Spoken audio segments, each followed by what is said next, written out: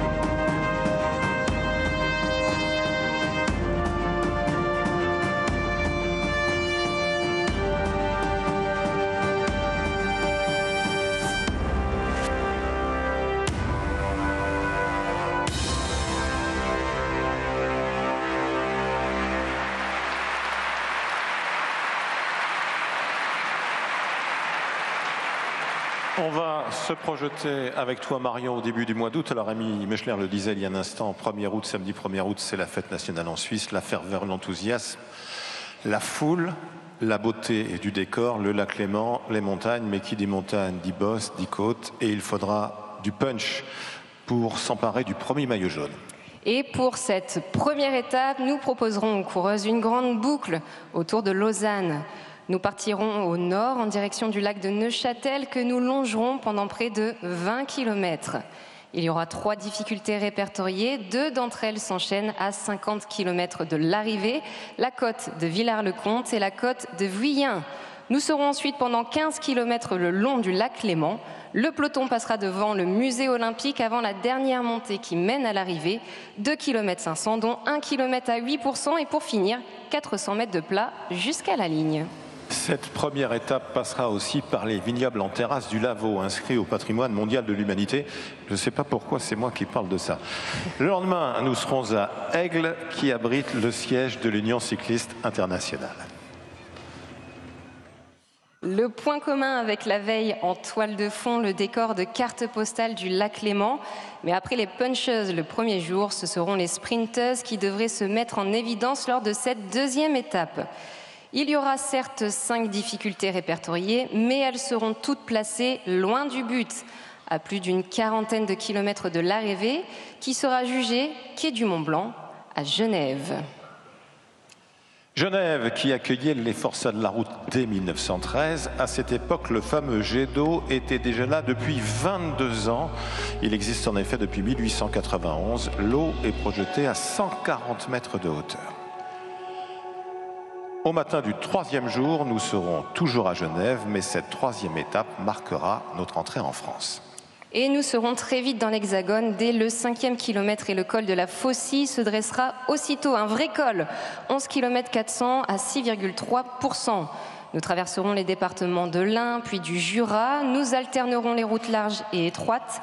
Les changements de direction seront multiples jusqu'à la ligne droite finale qui développera, elle, près de 2 km. Et nous arriverons à Poligny, où le Tour Homme avait fait étape en 2023, souvenez-vous. Poligny et sa collégiale Saint-Hippolyte, bâtie au XVe siècle, au début du gothique flamboyant. C'est dans un océan de vignes que nous nous retrouverons pour le départ de la 4e étape à Gevrey-Chambertin, et ce sera un rendez-vous d'importance pour les favorites avec un contre-la-montre individuel. Un contre-la-montre qui ne pouvait faire que 21 km comme un clin d'œil au département de la Côte d'Or. Les coureuses devront gravir les lacets de Marsanais à mi-parcours. C'est une cote d'1 km 800 à 6,9%. Le final sera ensuite très roulant pour rejoindre Dijon, où la ligne sera tracée court du Général de Gaulle devant le numéro... Je vous le donne en mille. 21.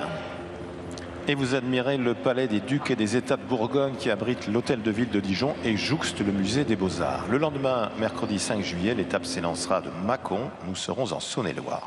Et ce sera l'étape de tous les dangers et de tous les possibles pour les coureuses, avec pas moins de 8 ascensions répertoriées, dont, à mi-parcours, le col de Gerbet, puis, un peu plus loin, au beau milieu de vignes, le col de Durbise.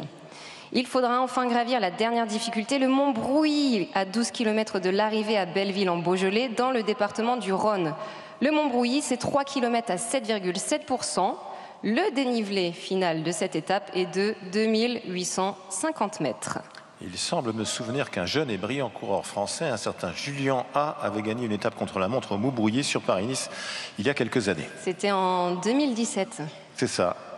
Au départ de la 6e étape, nous serons à Montbrison, dans la Loire. Ce sera à nouveau une étape très vallonnée avec 6 ascensions répertoriées pour un dénivelé positif à peine inférieur à celui de la veille, soit 2650 mètres. La principale difficulté après 100 km de course sera le col de la Louvet. C'est une longue ascension de 8 km 600 à 5%. Il y aura encore une dernière bosse à moins de 20 km de l'arrivée avant que nous ne plongions vers Tournon-sur-Rhône dans le département de l'Ardèche. L'Ardèche où viennent de se dérouler de magnifiques championnats d'Europe et où nous resterons le lendemain pour le départ de la 7e étape. Nous serons à la Voulte-sur-Rhône, toujours en Ardèche, en effet. Dès les premiers kilomètres, il faudra franchir le col de la Grande Limite. L'étape ne sera pas vraiment plane dans sa première moitié, mais elle sera franchement redoutable dans son final. Et je ne parle pas ici du col de Suzette qu'il faudra néanmoins gravir. Non. Tous les regards seront braqués vers lui. Son approche sera obsédante. C'est le Ventoux que devront vaincre les championnes ce jour-là. Le Mont Ventoux, l'un des lieux les plus emblématiques, mythiques, iconiques du Tour de France. C'est l'étape reine, le dénivelé du jour, 3565 mètres. Et vous aurez, vous aussi, pourquoi pas, l'occasion de vous confronter aux géants de Provence et du département de Vaucluse, puisque le Ventoux sera au programme de l'étape du Tour Femmes le 6 août, c'est-à-dire la veille de l'étape des professionnels.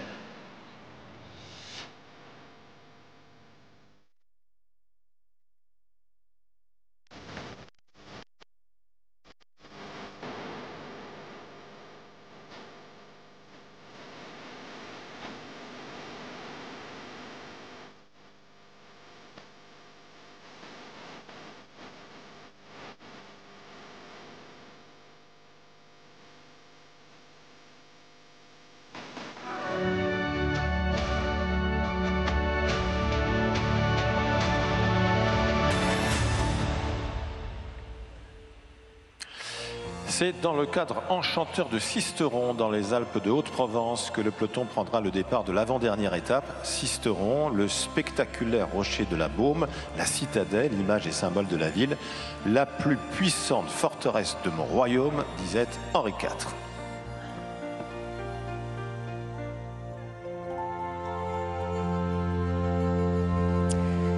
Ce sera la plus longue étape de la prochaine édition du Tour de France Femmes avec Zwift. Elle fera 175 km. Nous emprunterons la route Napoléon. Les paysages seront de toute beauté dans les vallées de la Durance et du Verdon. Nous suivrons le cours du Var pour descendre sur Nice. Attention à la surprise. De la chef. Le Camine de l'Arietta, un mur à plus de 13% à 6 km seulement de la ligne d'arrivée. Le sprint massif sur la promenade des Anglais n'est pas du tout garanti. C'est de la place Masséna, là où s'était achevé le Tour Homme l'an dernier, que partira la dernière étape. Ce sera une étape en boucle autour de la Cité des Anges avec à 4 reprises l'ascension du col d'Èze, soit 7 km 700 à 5,9%. 3 tours seront strictement identiques, mais le dernier sera plus rude encore puisqu'il y aura une variante. Tout sauf insignifiante. Eh oui, par le redoutable chemin du Vinaigrier, ajouté en 2022 sur le parcours de Paris-Nice. Le chemin du Vinaigrier dont les pentes les plus raides s'élèvent à 16%. Et qui mène lui aussi au col d'Èze, en plus court et en plus raide. Il faudra ensuite dévaler vers Nice en direction du port pour une arrivée finale sur la promenade des Anglais.